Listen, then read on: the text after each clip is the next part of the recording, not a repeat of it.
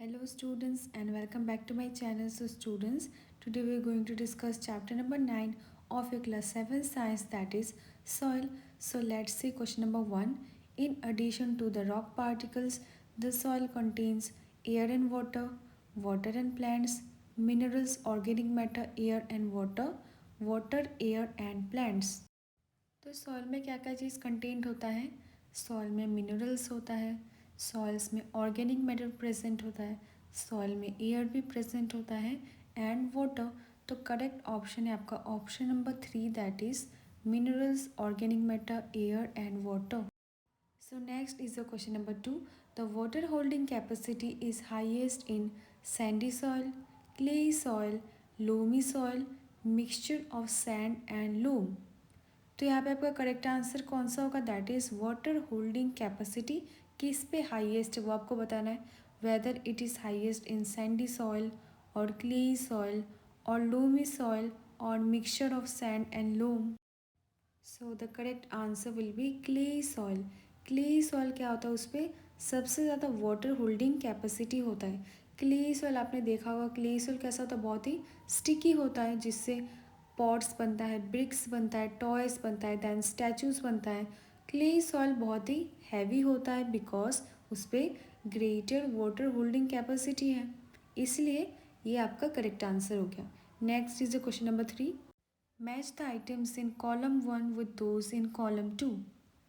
First क्या है आपका? A home for living organisms, upper layer of the soil, sandy soil, middle layer of the soil, clay soil. column 2 में large particles, all kinds of soil, dark in color, small particles and packed tight, lesser amount of humus.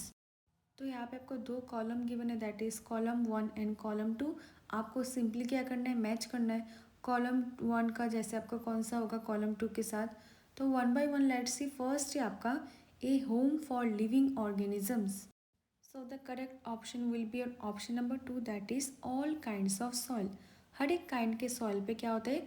जो living organisms उनका home होता है. तो आप क्या करोगे? Match कर लोगे 1 का बी के साथ. नेक्स्ट क्या है देखो? upper layer of the soil. So the correct option will be your option number C, that is dark in color. जो upper layer होता है soil का वो डार्क होता है कलर पे, क्योंकि वहाँ पे ह्यूमस का क्वांटिटी बहुत ही हाई होता है. Next is Sandy soil. So the correct option will B number 1, that is large particles. तो सैंडी सॉइल का क्या कैरेक्टरिस्टिक्स है? उसका जो पार्टिकल्स है बहुत ही लार्ज होता है. Next middle layer of the soil. So the correct option will be your option number E, that is lesser amount of humus. आप जितना नीचे लेयर जाते जाओगे ह्यूमस का जो क्वांटिटी वो कम होता रहता है, क्योंकि सबसे हायर क्वांटिटी आपका होगा सबसे ऊपर, दैट इज़ ए होराइजन पे सबसे ज़्यादा ह्यूमस का क्वांटिटी हाई होता है. तो इसलिए जो मिडिल लेयर है वहाँ पे क्या होता है? जो लेसर होता है क्वांटिटी ह्यूमस का. नेक्स्ट है आपका क्ले सॉइल. तो क्ले सॉइल का क्या कैरेक्टरिस्टिक्स है? जो पार्टिकल्स है बहुत ही स्मॉल होते हैं and they are tightly packed. Question number 4. Explain how soil is formed. Very important. Soil is formed by weathering of rocks. Weathering is the breakdown of rocks by action of wind, water, air. Soil formation is a slow process. It occurs all the time. Soil formation is a two-step process. First, weathering of rocks takes place.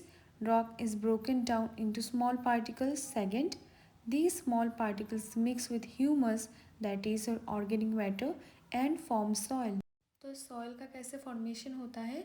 बहुत ही simple है, weathering की वजह से. That is rocks का break down होना by the action of wind के वजह से, wind pressure, then water, climate change, ये सारे फैक्टर्स है जिससे क्या होता है? अल्टीमेटली आपका सॉइल का फॉर्मेशन होता है एंड इसी प्रोसेस को बोला जाता है weathering. So next is the question number 5. How is clay soil useful for crops. Clay soil is rich in humus and are very fertile, so it is suitable for growing cereals like wheat and gram. Such soil is good at retaining water. For paddy, soils rich in clay and organic matter and having a good capacity to retain water are ideal. For lentils, that is masoor, and other pulses, loamy soils which drain water easily are required. तो clayey soil कैसे useful है crops के लिए?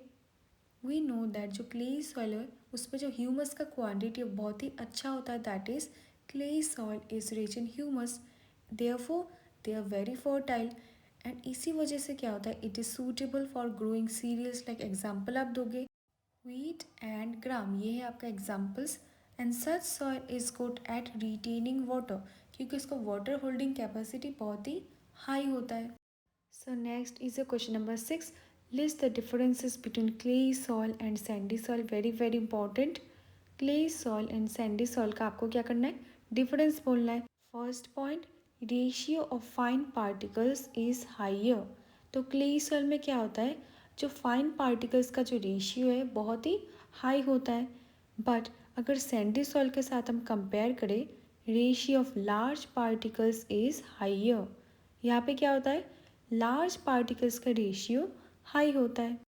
Next point, soil retains water and become sticky and wet. बहुत ही important इसके characteristics.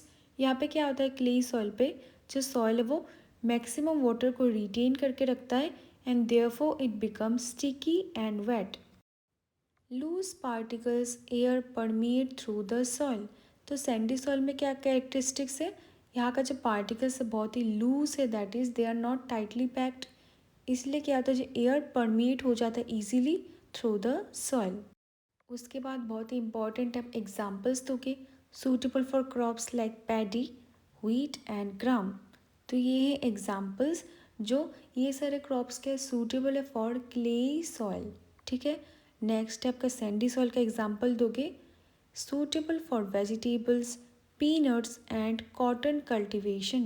Last point, difficult to plough when wet, क्योंकि ये हमें पता है बहुत ही स्टिकी एंड वेट हो जाता है, तो प्लो करना थोड़ा डिफ़िकल्ट हो जाता है। एंड उसका क्या है, dries up easily, cannot retain water.